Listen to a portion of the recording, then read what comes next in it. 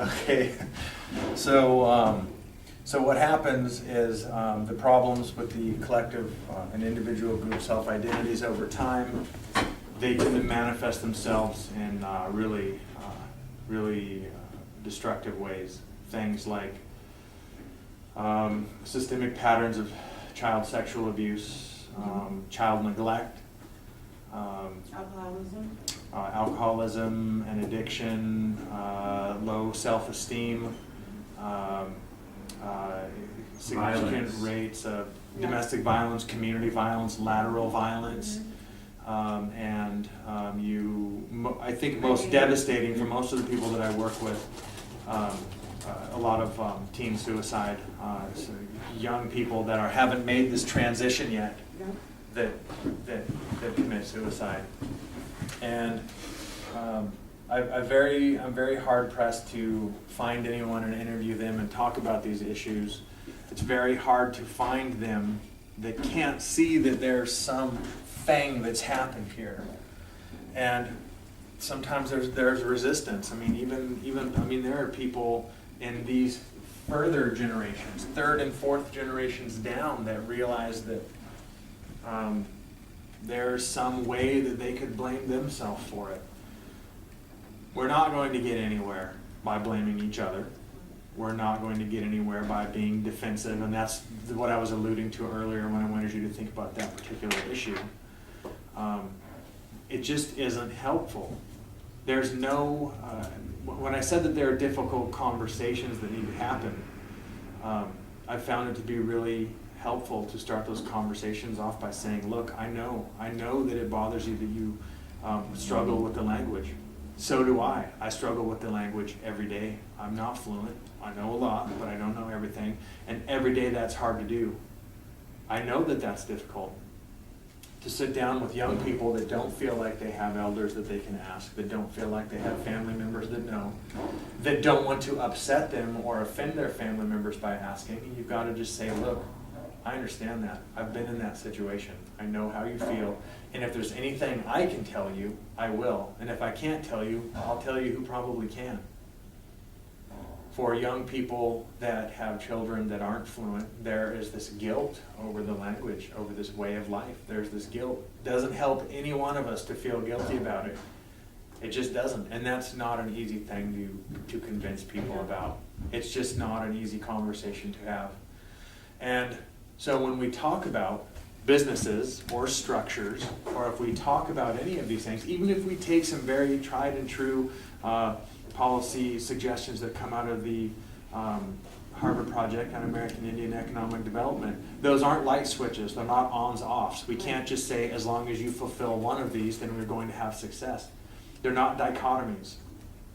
They're not binary relationships. They're tensions. That's when there's two forces that are constantly pulling back and forth. We've talked about some of the ideas that have to be there for these things to happen and move forward. You can't just suddenly take a light switch that's turned off here and then turn it on. Otherwise, if you do that overnight, you're going to have even more chaos and more problems, more disorder, more shock. You're going to knock people off their chairs. You're going to challenge all those things that are comfortable to them. Some of those need to be challenged, but not all at once. You can't pull someone from the shadows all at once and expect things to change overnight. So think of it not like a light switch, but think of it like a dimmer switch. How can we start doing that? And just incorporating the little things, incorporating the little things, having those conversations. One of the students last week out in Welpenen brought up the point, when I talk about possible work, possible new business ventures, people get really judgmental. People get really possessive. Think about it. All of these things that we had and our ability to have them were severed. They were effectively severed here. So how do we get comfortable doing this to where we can get to this point? Well, sometimes it's not easy. That hard conversation, sometimes in the workplace, that hard conversation has to happen because it's a part of your job. And maybe you have to keep coming back to it. That's why it's difficult. That's why there are so many things that are difficult to discuss in our communities. People don't want to admit that for some people saying, sure, there's a better way to look at my idea, or maybe there's a new innovation from our idea. Sometimes we're so possessive, we've wanted to be a part for so long that we take it really personally. Yeah, people are around. I don't want you to tell me anything new about my idea. I don't want to hear it because I've got something that works. That's a really common reaction to Or that situation. I think people may be fearful that it won't be their idea if you add yours to it. You know what I mean? Like, you're changing my idea too. And so, Ownership. yeah, if you put something, Remember, then it's not my we idea don't own anymore. things as individuals back here. Right. We own them as families, as Yeah. groups, as collectives, as economies, as camps, as villages, as nations. We don't own those as individuals. But through this process, this makes us an individual. This made us individuals. This made us Yeah. individuals. Yeah. These all made us individual farmers, individual business owners. So now we are very much about this is mine. Yeah. Don't change it. Don't take it. On the first day, I told people, we're going to talk about ideas here. And if you want to take one of mine and run with it, this is a brainstorming session. We're not ever going to get smarter or more able or more willing or more powerful if we just grab and pull and take and pick and choose. It's just not going, it's just simply not going to happen.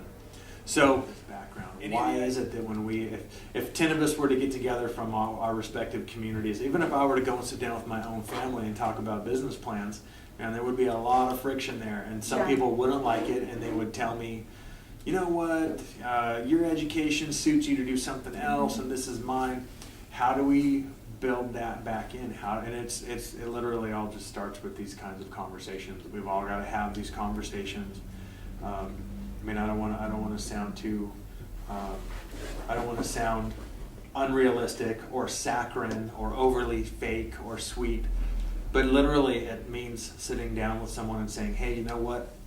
I was really wrong about something, and I really respect what you have to say. Yeah. And I know it's not easy, but you know, I'm willing to sit here and work through that.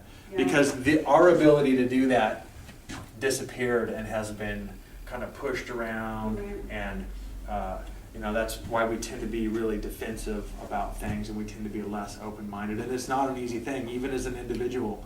Go home this week and try and find one situation where you apologize for something out of nowhere just because. It's not an easy thing to do. With that, We have very much internalized a lot of those dichotomies, a lot of those ways of thinking. It's right or wrong. yeah, Whether it is the church that we go to or the way that we run our profit-driven business, Mhm. or if it's the way that we maintain our own hunting area and we don't want to share with anyone else. We have very much grabbed that idea of it's ours, it's Yeah. individual. Right. We have internalized some of these things, and moving away from that is not easy to do. Mhm. For some people, apologizing is a sign of weakness. yeah, For some people, the act of forgiving is a sign of weakness. But to have a reservation community or a reserve community with 100 people, 100 individuals that aren't going to apologize, that aren't going to move past it, that aren't going to internalize these things, we're never going to be on any other